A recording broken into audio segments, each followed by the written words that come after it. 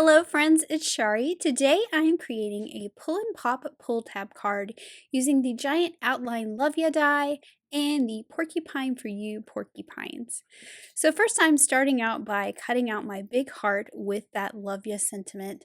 I'll be using the die to cut some guava cardstock for the main part of this heart. And then I'll poke out all those letters and those inside pieces so I have this outline. Next, I want to create a solid piece that goes behind this with some pink spiffy speckles paper. And to do this, I'm going to lay my die cut on here and trace the outside of this heart with a pencil onto my paper. This will give me a guide to cut my paper, and I'll just be using my scissors to cut this out, and I'm just cutting to the inside of that pencil line, which I'll show you here in just a minute once I get this heart cut out.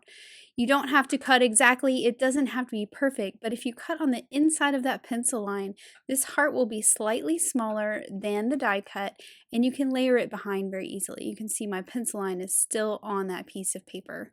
And then this will fit right behind there, and that edge that I cut with my scissors will be underneath the outside of the die cut. I'm adding some liquid glue all over the back, and then I am going to lay this face down and then lay my solid heart on top of it. Then I can flip it over and make sure everything is stuck down as it should be.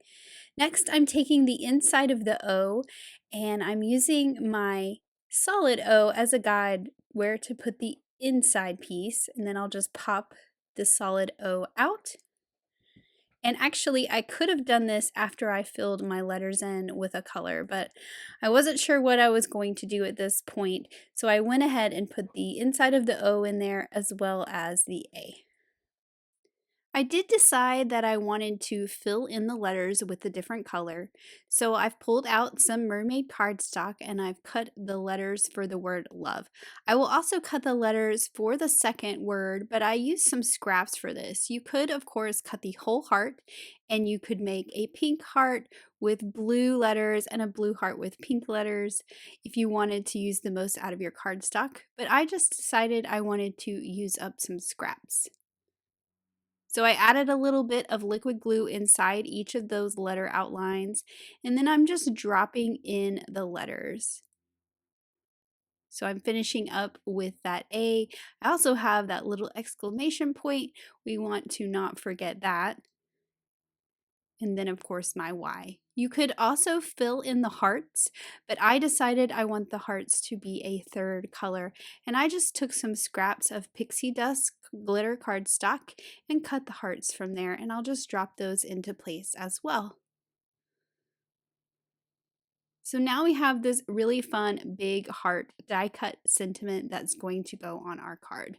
Now to work on the images for my card, I pulled out all the porcupines from the Porcupine for You stamp set, and I'm stamping these on some white cardstock with some jet black ink so I can do some Copic coloring.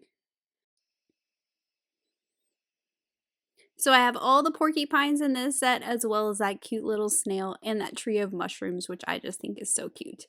For the bodies of the porcupines, I am coloring them all the same, so I'm only going to show one for the video, using some pale browns, so some very light creamy colors. I am pulling in that E02 to add a little bit more color, and then I'll blend out with that E00. Again, I colored all the porcupine bodies exactly the same, so I'm skipping ahead to their quills. And I don't know about you, but I wanted to change it up a little bit and color these in some colorful colors. So each one of my porcupines will have a different color for their quills. I do know that Mona recently did a video where she changed up their quills, and they had a rainbow all on one porcupine, and they were super cute. So you might want to check out her video as well for some different ways to color these guys. But I had some fun coloring them in some rainbow colors. So I'm starting out with my purple. I used 2 shades for the quills, and then I'm coming in with my darkest color to just go over those little lines of the quills and add some accents. So I'll continue on coloring each of these porcupines with the same sort of method. I'm using a darker shade. For this one, I'm using pink. I outlined some of the edges with the dark. I blended it in with the lighter color, and then I'm going back with that darker color and adding some more shadows. And then for a lot of them, I will pull out an even darker one just to trace over the quills like I did with the purple. I just kind of think that it adds more texture to these images. For this little guy here, I know that this one is going to be paired up with my purple one, so I'm using some teals for this. I think that will look really nice together. And I pulled out that darker shade just for some dots on the details. Now, instead of going exactly in rainbow order, I am flip-flopping these two hugging porcupines. These are going to be underneath the heart and will be revealed when we pull the pull tab. But I thought it would be fun to kind of switch it up a little, so I did not have all of my cool colors on one side and my warm colors on the other. So I did this one in some greens. I like that kind of yellowy green. I think that it's very bright and happy. And then for the other one, I'm using some orangey yellows. A lot of times when I do rainbows like this, I don't like to do an orange and a yellow if it doesn't really make sense. So these warm orangey yellows are always my favorite to use. A little bit of toner gray for their noses, and then I'm going to go through with a very light pink and just dot the inside of their ears and also give them a little rosy cheek. Now to move on to my little snail. I think you've seen me color this so many times, and every time I color him purple, I don't know why. I feel like he just needs to be a purple snail. So I used two colors for the shell just for a little bit of shading, and I'm just going to go in with this one color for the body. Now for my mushrooms, I want to pull in some of those colors that I used. These little mushrooms are going to be on the side with my porcupine that is pink. So I'm making sure that the one that I color pink will be the one on the far right, so that I don't have pink overlapping pink on that side of my card. I am doing some very, very simple shading at the bottom of these two larger mushrooms. For the small mushroom, I'm just going to color it one color. I did pull out one of those yellows that I used earlier. I thought it was a little too light, so I'm just going back over with the darkest one, so it's more of an orangey color. And then for the spots, I don't like to leave them completely white. I like to give them sort of a creamy color, and that is exactly what I did. So I cut them all out with the coordinating dies that match, and I'll just set these aside, and we're going to work on the pull and pop mechanism. So I've pulled out my dies. I need to cut this really large pull tab and this stabilizer. I'm cutting both of those from a piece of 80-pound white cardstock. And I've just cut it into a strip. I can cut the stabilizer out of that same piece. And now I can work on my background. I have some spiffy speckles. This is robin's egg, which happens to already be cut with the stitch rectangle. And then I need to cut the green pesto spiffy speckles to match. And I'll just set that aside. And now we can use this die with the two slots. So to use this part of the die, we want to make sure that little arrow is pointing towards the bottom. I'm just shifting this around on my grid mat to find the center, so I can make sure my arrow is pointing lined up with the center of this panel. I want my big heart to be in the center. So you want to make sure that arrow points down, and then a little guide is those two little holes at the bottom. That's the bottom slot, and that's about where the bottom of your image should be. Now for this particular card, the image we're popping up is pretty big. It's going to cover up the tab. I can keep shifting this down. And the reason why I do keep shifting it down is because I need to cover that part up with my grassy hill that I'm going to put at the bottom, and I don't want to have to make my hill too tall. So I can shift this down, make sure that's where I want it, hold it in place with some tape, and that's going to get covered up just fine with this very large heart. So once I know that that is in a good place, I'll run this through my die cut machine and I get those two large slots. So now that I have my two slots cut, I can work on the pull tab part, and there is a fold through this long tab in the middle. I want to fold along that score line, and the best way to do this is to fold against a hard edge like a ruler. Once I have that fold going, I can remove that ruler and enforce that fold with my bone folder. Then I'll take the top part, which has a score line as well, and fold that away from me so we have this kind of Z-shaped piece. Now we need to thread this through our slots. So we're going to flip our panel to the back side. We're also going to take our tab and flip it to the back side. Thread the bottom through the bottom slot, thread the top through the top slot, and then when we get to this little T, we're just going to shift it back and forth and make sure that that ends up on the front of our panel.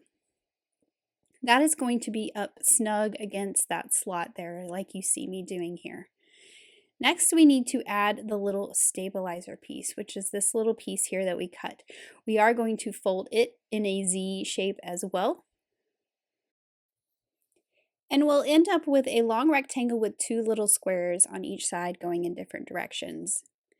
We're going to add some adhesive to one of those little squares, and then we will put this onto our panel right above this top slot. You want to make sure you can kind of see a little bit of the cardstock. Then we can fold it down, put adhesive on that other little square. We're going to hold that down, fold the square back, and then fold our big tab over onto it. So you can see what kind of shape that makes and how that stabilizes it and holds it in place. Next, I need to move on to the part that covers up this piece at the bottom, and that is where the green Spiffy Speckles paper comes in. So I'm pulling out one of my grassy border dies and figuring out how far up I need to put it to cover up my tab. I decided for this one I actually didn't need to cover it up completely because those little porcupines are going to help me along the way. So I can make this hill a little bit shorter than I originally expected. So I'm kind of figuring out where it's going to work. That looks pretty good right there. And so I'll pull over my green paper and just move my die to be in about the same place. Then I can run this through my die cut machine and I'll have myself a little grassy hill that will cover up my tab at the bottom. Now I do need to cut the little notch at the bottom, but I'm going to lay this on here and just make some pencil marks first, just for myself so I know where to not put any adhesive. I do not want any in the middle where those pencil marks are because that tab needs to move underneath the grass. So now we want to take our tab and push it all the way in so it's in the flat position. We're going to add a decorative piece to this, and I'm choosing to use the green Spiffy Speckles so that my tab matches my grass. So we have that pushed all the way in. We need to trim it off. It's much longer than we need for this card. So once we have it in that flat position, we can just trim off the excess. The next thing I want to do is then pull it out, and then I can add my decorative piece on top of it. So I'm pulling it all the way out. I'll lay my decorative piece beside it, which as you can see is much longer than I need as well. And I'll just use a pencil to mark somewhere in between those two slots. And I'll just trim this piece off. You do want to make sure that it is up inside that slot so that it doesn't come out and get caught on the slot. You do not want it too short. But there's a lot of space in there, so it's really easy to get it cut to the right length. Now I'm pulling my tab all the way out. I'm going to add some adhesive to the part that you see at the bottom. And then I'll take my decorative piece and slide it up into the slot, kind of shimmy it up in there. And then I will line it up with the tab, the white tab, and stick it down to that adhesive that I added to the white tab. So now I have a green tab that matches my green grass, but I need to cut out a notch so I can grab a hold of this and pull it. So to cut the notch in the grass so that we can grab a hold of our pull tab, I want to pull my tab out so I can see it. because I'm going to need to line my die up with it. I'll line my grass up at the bottom where it's going to be, and then I'll take this die with the long arms on each side. You line up those arms on the bottom of the paper, and then the two little triangle carrots on each side of the tab. So I'll just hold this in place with a little piece of tape once I get it where I need it to be. And you can see those arms are past the edge of the paper. That's where it should be. And this will cut out the little notch. So I'm adding my adhesive. I want to add it along the bottom and to each side, trying to avoid the middle space where my tab needs to move freely underneath my grass. Then I can line it up with the bottom of my blue Spiffy Speckles panel and adhere it down. Now this particular die needs to be adhered in a certain way to work properly. You want to put adhesive along the top, along the bottom, and a little bit up each side. You want the center on the sides to remain free because this panel needs to buckle up a little bit just so there is room for this mechanism to move underneath. So I drew those pencil lines so you could see exactly where your adhesive needs to go. Again, it's free there in the center so that it has room to move. And then I can line this up with my card base. I'm going to make sure that adhesive is nice and stuck down on the top and the bottom. Then I can test this out and make sure that it works properly. This particular interactive die works much better once you get it onto a card base and it has a back to kind of pull against. Look how that is so much fun how it pops up. Now I can start to decorate my card. So I want to start with the biggest part of my card, which is that big die cut sentiment I created earlier. I'm adding adhesive to that tab, and I will just line this up in the center and make sure that's stuck down. And you can see how fun that is that it pops up like this. Now my little hugging porcupines, they're going to be under my heart. So I'm just making sure that where I place them, they're going to be hidden when that heart is in the down position. And for these, I did want to pop them up a little bit. I'm using thin foam adhesive squares so they're not quite as thick, and I'm making sure I only put it on the sides so I don't accidentally stick anything to that tab that needs to move. Then I'll place them underneath there and I'm going to test it again and see how fun it is. They're hidden completely and then they're revealed when this heart pops up. Now to add my other porcupines and my other little images on each side of the heart. So it's really cute when the heart is down and it's even cuter when that heart pops up. And I couldn't figure out where I wanted my snail to go. I just decided that he needed to go under the heart with that little porcupine couple as well.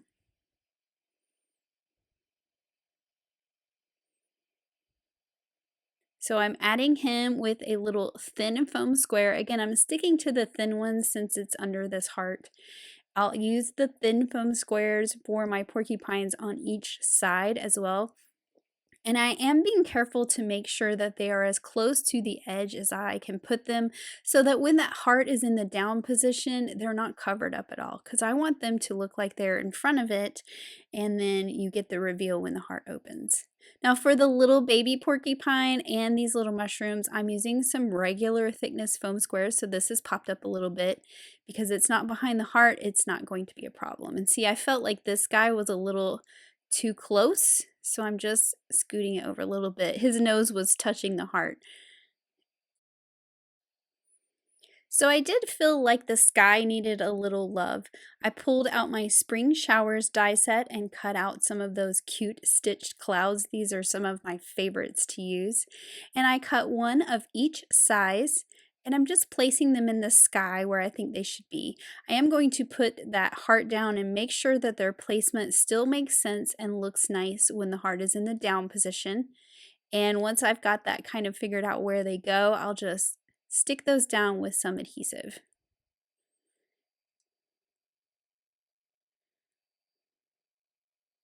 And of course, where that large cloud and that medium-sized cloud are hanging off the side, I'll just trim that right off. And then here is my finished card. I just think it's so cute. I love those colored porcupines and this big sentiment that pops up and out at you to reveal those cute little porcupines behind. I just think this is so much fun. It really has a nice fun wow factor with that giant sentiment popping up and out at you. So here's another look at that really fun card with those cute porcupines and that big sentiment. I hope it has inspired you to pull out your Pull and Pop Pull tab die and make some fun cards. Thanks so much for watching. Have an amazing day. Bye.